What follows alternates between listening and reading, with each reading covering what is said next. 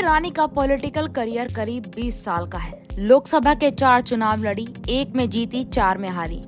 चुनाव हारने वाला कभी कुछ बिगड़ा नहीं, लेकिन बड़ा फायदा होता रहा। 2014 से स्मृति ईरानी की राजनीतिक ऐसी चमकी कि आसमान पर पहुंच गई। बस 2024 का चुनाव नहीं हारना था। 2024 के चुनाव की हार भारी पड़ रही है। कैसे कैसे अफवाहें उड़ रही हैं। 2014 के लोकसभा चुनाव में भाजपा ने राहुल गांधी के खिलाफ स्मृति ईरानी को उतारा। स्मृति ईरानी चुनाव तो नहीं जीत पाई, लेकिन राहुल गांधी को कड़ी टक्कर देकर वायरल जरूर हो गई। राजनीति एकदम से पीक पर पहुंच गई।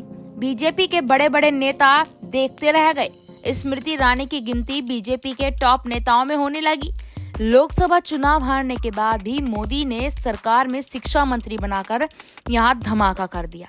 हालांकि डिग्री को लेकर इतना विवाद हुआ कि ज्यादा समय तक शिक्षा मंत्री नहीं रह पाई। फिर भी मोदी ने मंत्रालय बदल बदल कर 10 साल कैबिनेट मंत्री बनाए रखा। 2014 से 24 यानी कि पूरे 10 साल स्मृति ईरानी की तूती बोलती रही। राहुल गांधी के खिलाफ बीजेपी को सबसे बड़ी जो यहाँ पर थी स्मृति ईरानी को 2000 का लोकसभा चुनाव का टिकट मिल गया था।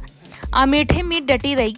2019 में राहुल गांधी को हराकर धमाका किया। वो कांग्रेस और राहुल गांधी चुपचाप राहुल नाम से चमकती दमकती स्मृति ईरानी की राजनीति को देखते रहे।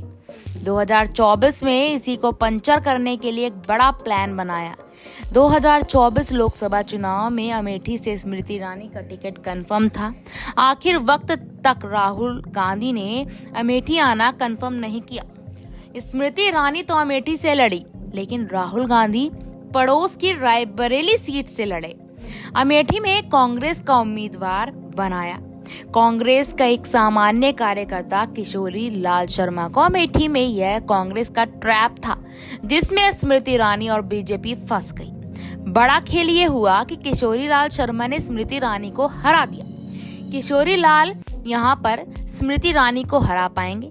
बीजेपी का यही कैलकुलेशन फेल हुआ। स्मृति ईरानी के लिए ना तो कोई और सेफ सीट ढूंढी गई, ना कोई प्लान बनाया गया। हारने के बाद स्मृति ईरानी को बीजेपी ने उनके हाल पर छोड़ दिया।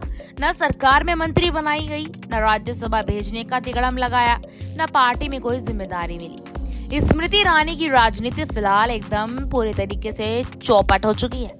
अब ये चर्चा जोर शोर से हुई कि एक्टिंग करियर से पॉलिटिक्स में आई स्मृति ईरानी फिर एक्टिंग में कम बैक कर रही है। अटकलें लगने वालों ने इतना तक कंफर्म कर दिया कि टीवी के सबसे हिट सीरियल अनुपमा में स्मृति ईरानी टीवी में फिर एंट्री करेगी।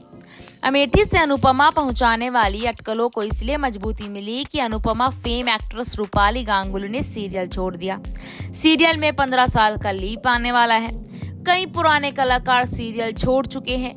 प्रोड्यूसर अनुपमा के लिए किसी दमदार रिप्लेसमेंट की तलाश में है।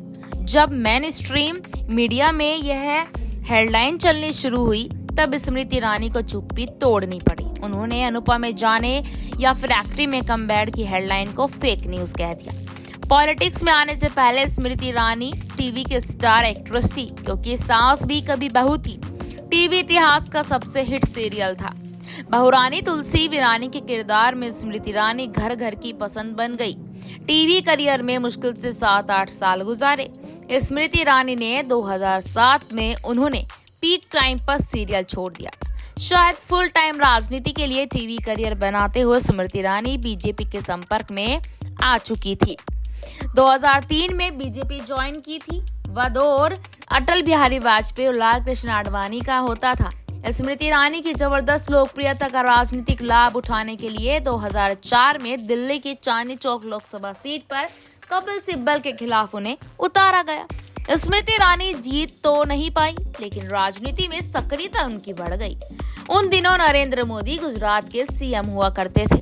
गुजरात दंगों के कारण घिरे हुए थे। एक दौर ऐसा भी आया जब बीजेपी में रहते हुए जोश जोश में स्मृति ईरानी ने मोदी के इस्तीफे की मांग कर दी थी। आगे चलकर स्मृति ईरानी मोदी की ट्यूनिंग ऐसी बनी कि स्मृति ईरानी राहुल गांधी के टक्कर की नेता बन गई। 2011 में गुजरात सीएम मोदी ने अपने राज्य गुजरात से राज्यसभा सांसद बना दिया। 2014 के लोकसभा चुनाव में पीएम मोदी के उम्मीदवार बने तो स्मृति ईरानी के अमेठी में राहुल गांधी को हराने का जिम्मा मिला, जो 2014 में नहीं कर पाई। वह 2019 में यहाँ कर दिखाया, लेकिन 24 की हार भारी पड़ गई है। स्मृति ईरानी बीजेपी में है, बस कहीं कहीं दिखाई दे रही है। अब इसका यहाँ पर कहीं ना कहीं ये असर देखने को मिल रहा है कि स्मृति ईरानी की भाजपा से भी विदाई कंफर्म मानी जा रही है। इस पूरी रिपोर्ट पर आपकी क्या राय है? क्या स्मृति ईरानी जल्द ही भाजपा से इस्तीफा देने के लिए तैयार होंगी? कमेंट सेक्शन में राय जरूर दें। धन्यवाद।